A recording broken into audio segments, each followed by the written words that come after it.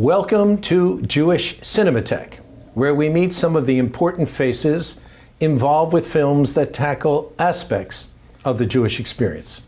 Today I am joined by Lebanese writer-director Oualid Mouaness, whose film 1982 provides us with a look from inside of a suburban Quaker school on the day that Israeli troops reached the suburbs of Beirut.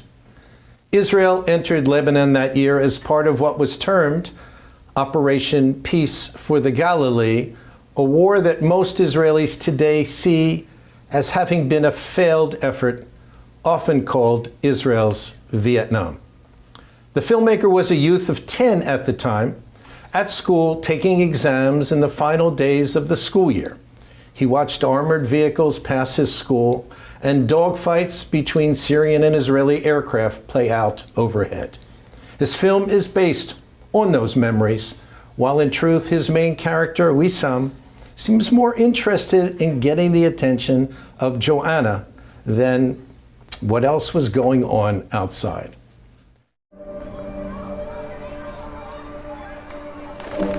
من امتى في حمام بالمدرسة؟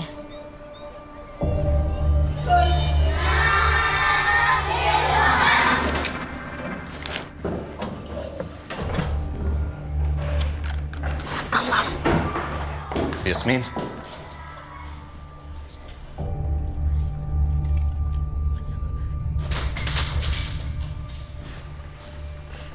ايش قلنا؟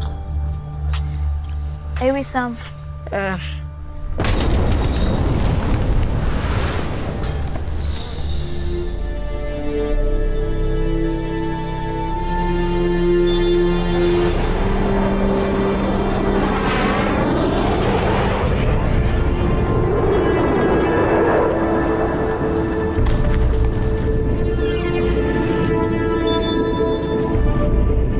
لازم نودي الولاد على بيوتهم عند اهلهم. فينا نروق شوي؟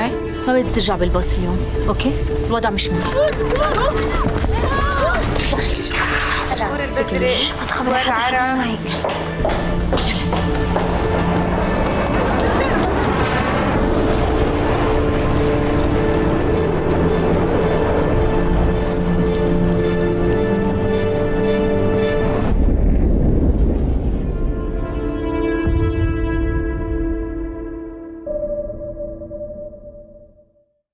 1982, the film garnered the Youth Sidebar Prize at the Cannes Film Festival and is Oualid's debut feature film. Oualid, welcome to Jewish Cinémathèque. It's really a pleasure to have you here. Thank you so much. Thank you for having me. I was caught by the fact that this is clearly a personal film. It is. It is your story, adapted and changed a bit. But one day in the life of a 10, 11-year-old and what he's dealing with. Can you just tell me a little bit? Your background's interesting. You're sort of spent part of the year in Liberia. Part of my life. Part of your life, yes. And then part of your life in Lebanon. Okay, so two countries that were both impacted by wars. Yeah, I mean, it was very interesting because it was a story that never left me. I tried to write it as a short story, but then I could not finish that short story because it was getting very emotional for me as an adult, like whenever I look back. That period of my life, I was 10 years old. We were in a school in East Beirut at the time, which is a safer part of the country when there were all these other little wars going on for the previous 6 years. And so it was just like a normal day. I just want to interrupt for a second. Yeah. For the purpose of our audience, so the Civil War began actually in 1975, 76? 76, correct. And then the invasion was clearly In 1982. Right. I mean, there were incursions all the time. It was just getting messier and messier and messier. And that's the issue with Lebanon, is messier. And of course the country was divided. And it was interesting for me because I had never experienced war. Even though I was in Lebanon at the time, like you'd hear about battles going on here and there. And this was the first day where actually it's almost like a giant arm reached over the entire country and cast a shadow, where whether you were under the bombs or not, it was very, very palpable, either in the form of fear or if you were directly in the line of fire, it's trauma. But And that never left me. And we had to go, the school had to be evacuated, interrupted exams. And I came to understand it as an adult, and I realized like it's a very important moment in our history that needs to be documented from a very personal perspective and a human perspective, which kind of universalizes the narrative. The politics of what was going on is very complicated. There were so many different factions. There were. And you had the Palestinians and the Israelis really wanting to kick the Palestinians out of Lebanon, and all of these, and the Christians and the Muslims and the Maronite, just, you know, the phalangists and the... Yes. So... just a very, like, I would say, a Cliff's Notes on that. Essentially, to just make it, to simplify it, you had a left and a right, just like we do today, unfortunately, in the world. And they were not talking, you know. The left was technically, like, philosophically and intellectually, they were progressive. The right was conservative. The left was supporting the Palestinian cause, as a rights cause. And the right, which is predominantly the Christian phalange at the time, which was very strong in Lebanon, had sort of, they felt very isolated, and they were afraid as Christians, you know, in the Arab world. And the question is, that split the country, keeping in mind that within the film, and I addressed this, you had, even within the Christians, you had the left and the right, and within the Muslims, you had the left and the right. So it's very complex. So factions within factions. Factions within factions, and ideologies that actually almost align on both sides of the divide as well, which was very on both religious sides of the sectarian divide, I would say. So Lebanon is very complex. We have 18 religions. 18 religions. Religions. Documented. And we have a confessional system of government, which doesn't make it easy to govern, clearly, because we're still in trouble today. Yeah, and we've seen that, unfortunately, you know, with a terrible loss, the explosion in the port. Yeah. It's. So how does one go about, you know, taking a story like this and making a film like this in today's Lebanon? I mean, what's really amazing about what's happening is you have a generation in Lebanon that is really trying very hard to let go of the past, to rebuild, to build something. And unfortunately, I sense that there is a generational divide at this point in Lebanon, a philosophical generational divide between a generation that really wants to build a nation. And I mean, our government still has a lot of, unfortunately, people who are very participated in the war, and therefore they don't really have credibility in a progressive sense of the word. Because what we need is we need progress, and you need a secularization of our system in a way. We had in Lebanon, just in a broader scope, I feel like films like this are necessary because they remind us that we need an uncontaminated generation, that war has never solved anything. 1982 happened, then 2006 happened, then 2020 happened. Like there's almost like a disaster and a cause and an effect to every single... And often because of just one faction or two factions. Because of just one faction or two factions, and really the geopolitical sphere of where this country is. And I just think that what you need, which is the essence of why I made this film, is we need to be aware enough not to contaminate yet another generation with the ideologies that have brought us to where we are today. This is really important for me. Unfortunately, governments don't think that way. Unfortunately, even religions don't think that way, you know, because there's this level of insecurity and preservationism that's going on. But will we like... I remember when the 2006 war happened. We had 1982 and then 2006. In 2006, you had a generation of young Lebanese people and young Israeli people and young Palestinian people in Lebanon. Palestine is and Israel is a whole other thing.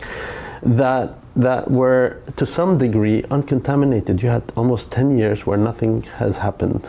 It was very quiet. When that war happened, the saddest thing about that battle, whether it's Hezbollah or Israel or whoever it is that was fighting whoever it is, the bigger thing that happened was you just contaminated another generation with a sense of resentment and a sense of hate. So you need to let this go so that we have people who are prepared to talk forward, not to talk backwards. And every war makes us talk backwards and look backwards and say, you did this, you did that. And there's no way to reconcile the future if you don't address the past bravely. And this is unfortunately not happening on both sides of the divide, in almost everywhere. And some people have their interest in maintaining the status quo, which are the people who are in power. Are you free in Lebanon to speak this way? I am. Yeah. And the government has allowed you to release this film, actually nominated it Yes, as correct. Lebanon's entry for the Oscars. So that's wonderful. So there's this freedom of speech, because I know in the past, Ziad Doueri's films, well, he shot it in Israel, so he got into trouble for that. Yeah. But well, there's a very interesting. This is very important, because at this point, the two countries are officially at war, right? Lebanon and Israel, technically, they don't communicate with each other. They're at war, and for me, for example, yes, I would love for this film to play in Israel, for example. Is there any chance of that? Not with the status quo. Because the Lebanese government would not allow it? Because yes, it would be technically, it would be the normalization. It would counter the war policy, the status quo that we're in. I have to respect that as a Lebanese citizen, you know, and I don't mind respecting that. I just wish that that things need to start moving forward. I mean, us as filmmakers, even though this film will never play there, the same way, for example, as Wealth with Bashir in Lebanon never played in Lebanon. These are films that are trying to address issues that are important, that are trying to address guilt issues. Because at the end of the day, in every war, yes, there's black and white to some people, but the core of every war is the grayness. And we have to acknowledge the gray and let go of the black, let go of the white, so we can find common ground. Otherwise, there's no point. And I think with cinema, and this film does that, it sort of liberates us. It sort of lifts a mirror, not to us only as Lebanese people, but to my opponents, to every, you know what I mean? Is that discussion taking place in Lebanon now? Not fully, not so. I mean, it depends on in what context. Is that discussion commonly taking place? No, because Lebanon is very preoccupied with the current troubles that we have. But I think on a broader scale, this is a very important thing to have happen. We have to actually look past the differences. Like even when you see news from Lebanon, the news from Lebanon is about when there's a battle and when there's a disaster, then you see news, then you see everything. When you see news from Israel, it's the same thing. Whenever there's like a skirmish, but you never really see the people who are trying to live on both sides of this divide, trying to maintain normal lives. And I think when you see that, then you realize how similar everybody is, and you wonder why this is going on. You know, you mentioned Waltz with Bashir, an Israeli film. Made really to deal with the PTSD that Correct. the Israeli soldiers had being in Lebanon at the time of the Sabra and Shatila refugee attacks. But you yourself, as a young 10-year-old, also suffered PTSD. Correct. So, which is why I needed to make this film. It's a healing. Has it helped you? A lot. Yes. It was for me and for everybody who worked on this film, and I made sure that my team on this film was very mixed as well, because I believe the most beautiful thing about Lebanon is the pluralism in its people. Barring the government, that's a whole other thing. But the people themselves, we are like, take away everything. It was very interesting how this film helped us. One, it told us something very sad. It told us that we're still exactly where we were 40 years ago, which I'm sure is the same situation in Palestine and Israel. And this is really important. Like, it needs to, like, we need to realize that all this time, all these little wars, big ones, small ones, to what end? Where are they going to get us? But you need brave leadership. This was for me the way for us to find, to address this issue. Even when we were filming this, everybody knew that we were looking at a memory. We were choked up at a lot of instances during the filming of this, because I literally lifted most of this film from my memory of my last day of school. I even shot it in the school that I was in. Wow. So it was, there were moments where we all had to step back. And what was fascinating is what the kids did in the film. And how they brought themselves to this film as actors. And they go to emotional spaces that were even surprising to me. So. Incredible. Yeah. You know what? Let's take a look at a clip from the film, 1982, in a classroom. Yep. And I understand ships have been seen on the horizon outside of the port of Beirut, and the students are clearly scared and perplexed about what's going on.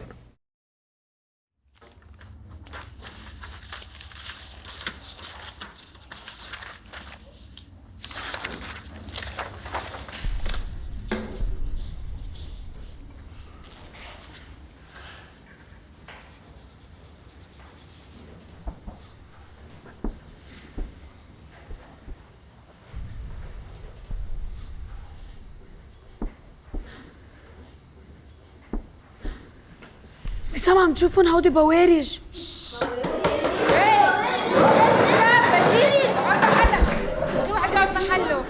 كل واحد يقعد محله. عم بحكي معكم، كل واحد محله، كل واحد بورقته. يلا عود محلك وسام. بس مش في بوارج. عود محلك، ما في شيء. عود محلك انت وياه بس، ما حدا يفتح تمه. خلصوا الفحص هلا. ما بدي اسمع ولا كلمه ولا حس.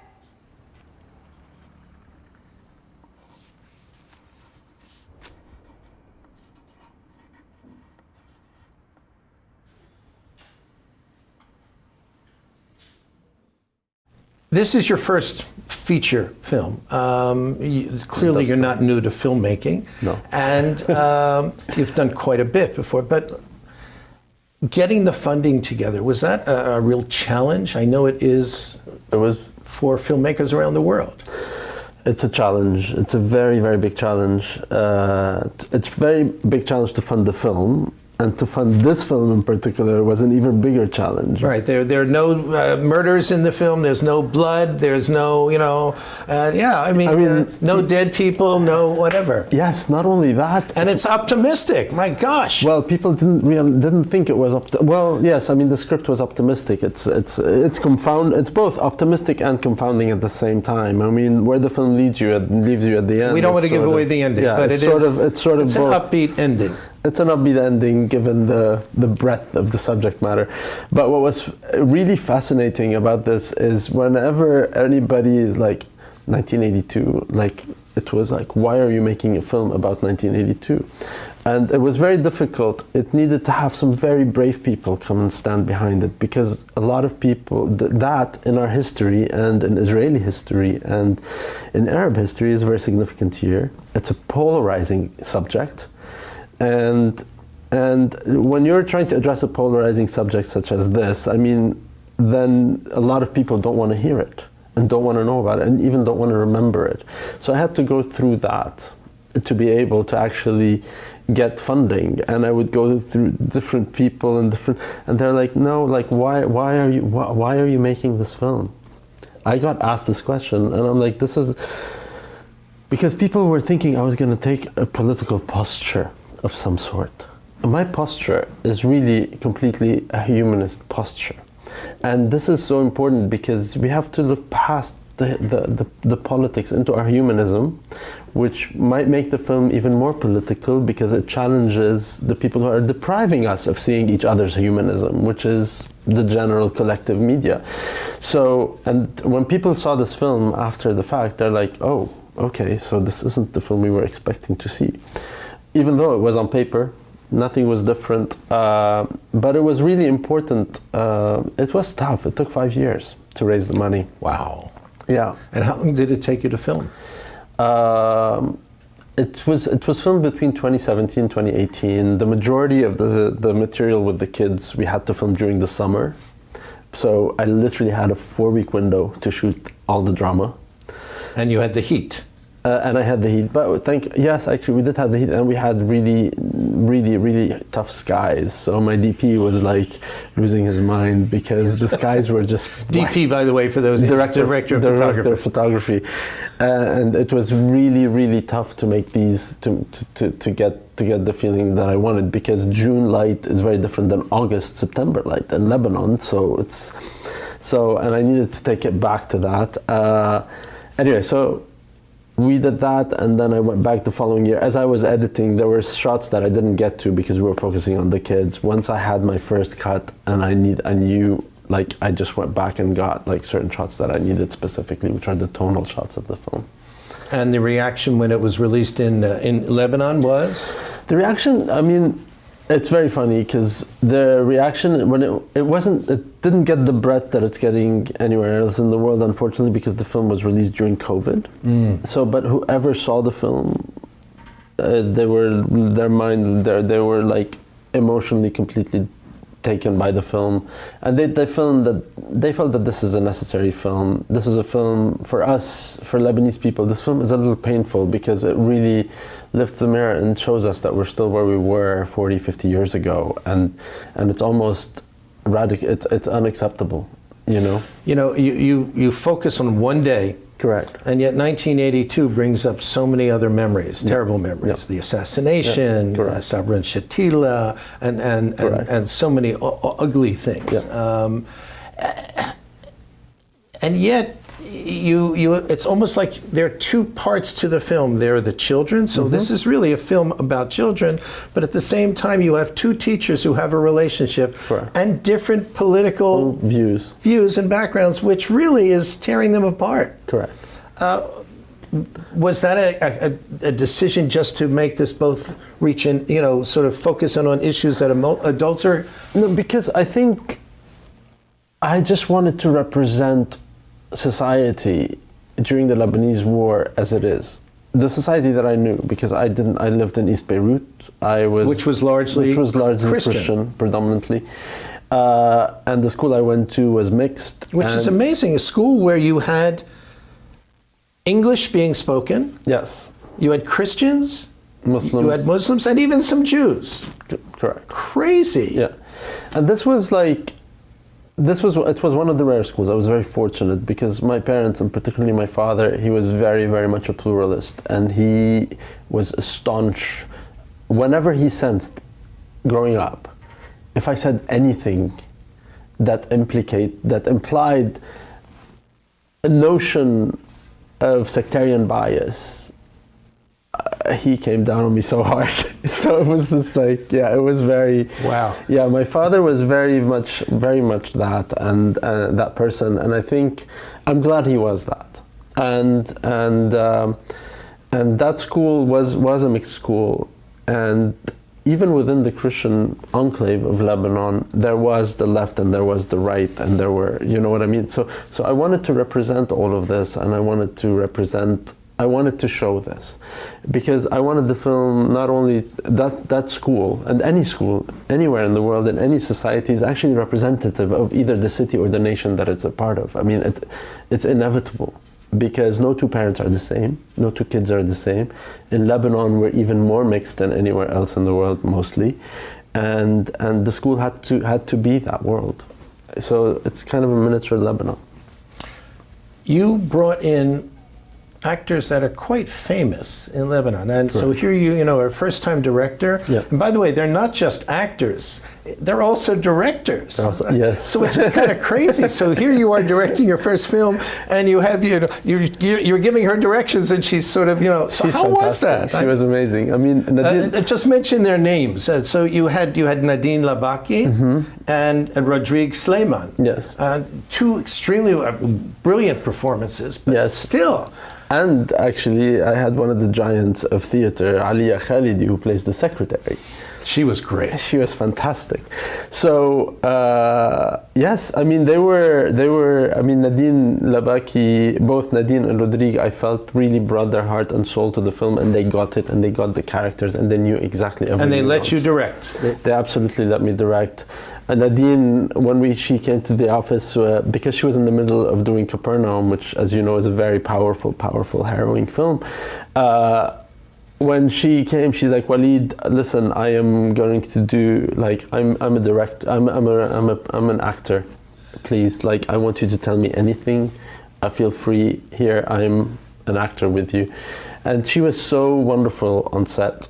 And it was actually quite easy to work with her, because whenever I needed something different, it was no question. And the nuances, because she's a director, she had a sense exactly of how to hit this calibration that is necessary for a role as calibrated as this role. It was a very calibrated performance on her level. Did you light her differently? Did you provide different lighting for her? It seems when she comes on screen, she's just beautiful. She's a presence. She's just beautiful. She's just a very charismatic person.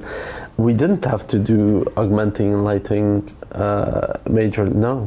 No, not at least not to my memory. Maybe Brian did some cheating, but that I don't know about. But no, she was pretty phenomenal. And then Aliyah, who directs a lot of theater, it was her first movie as opposed to theater, and she used to be my teacher, and she is. Yes, and she was just incredible, and to see her come to life in this role, because I had a lot of people audition to this role who were very good, and she's like, why me, Oualid, why me? Because, you know, she's very much a theater person, and I'm like, trust me.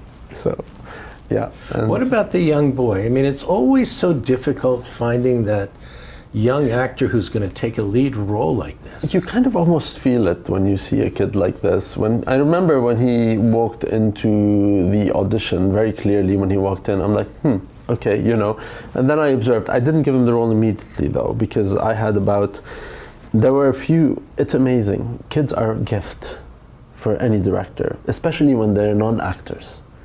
Because the first thing you had to do is become their friend.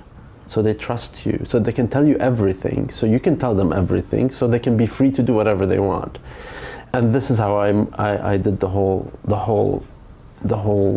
process. I had a process with them that was really, I took them through a very fun, rehearsals process for 6 weeks. We went from 700 to 150 to 30. Those 30 I workshopped, and everybody in those 30 ended up in the film, either in the classroom, in the background, or whatnot. But during this process, they all became friends, which made the school feel very organic. And they had heartbreaks and fell in love with each other. I mean, it was hilarious, you know. And sometimes they didn't want to go home; they wanted to come back. And my casting team are like, "No, we can't have any more kids today." And the parents thought it was what do you call it, a summer camp. So, yeah, but the way I worked with them is I empowered the kids a lot. I gave them the freedom to tell me everything, and the way I achieved that was I had them watch a lot of films. Like we watched everything: The Goonies, The Wizard of Oz, my short film, The Rifle, The Jackal, The Wolf, and the Boy, Au revoir les enfants of Louis Malle, which is a very You showed them that Au revoir les enfants. Yeah, which for me is a very important film. And then I didn't tell them what I thought of the film. Never. I had them tell me what they thought of the film, and what they thought of the actors in the film, and what they liked and what they didn't like. And over time, when we talk about the film, they would tell me what they thought was true and was fake, and what the kids were pushing it. And that's how they reoriented their own delivery to me. Like, for example, there's the scene in which Lilia Harkous, the friend, comes in, and she comes to me the day before, which is the day she confronts Miss Layla about whether she doesn't know if her parents are gonna get her or not. Yeah, just so you understand, the kids are stuck at school. Correct. The buses, the parents are coming to pick up kids, and are they able to get to the school or not? Because of the mess up that's going on. Exactly. And so Lilia comes up to me the day before. She's like, Oualid, I've told everybody not to talk to me tomorrow. I'm coming. I'm going to do the scene prepared. She came in this morning. I'm like, great. It's the first scene up. She's like, I know. She went and found all that out. And she's 11. And she didn't speak a word of Arabic when we first started rehearsing. She was so adamant about wanting to be in that role that she acquired Arabic specifically for that role. Arabic or English? Arabic. Arabic. Yes, Because she's very fluent in English. She wasn't very fluent in Arabic, but her parents were Arab. So she had some words, but she had like a very heavy accent. We had to like work on that over a period of 6 weeks with her. Anyway, so she shows up.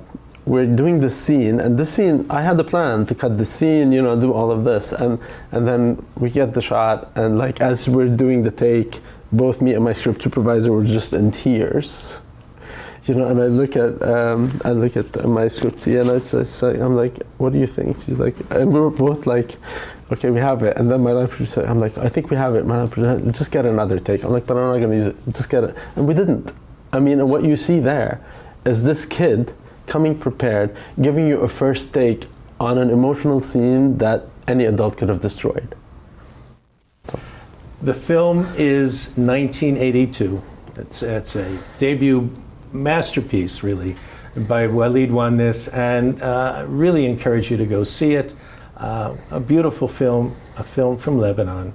And I just wish you much success, and we want to see more films coming from you. And I look forward to a day when maybe in Europe somewhere, there'll be screenings between Israelis and Lebanese as a way of communicating. Cinema transcends borders, and we need to let it do that.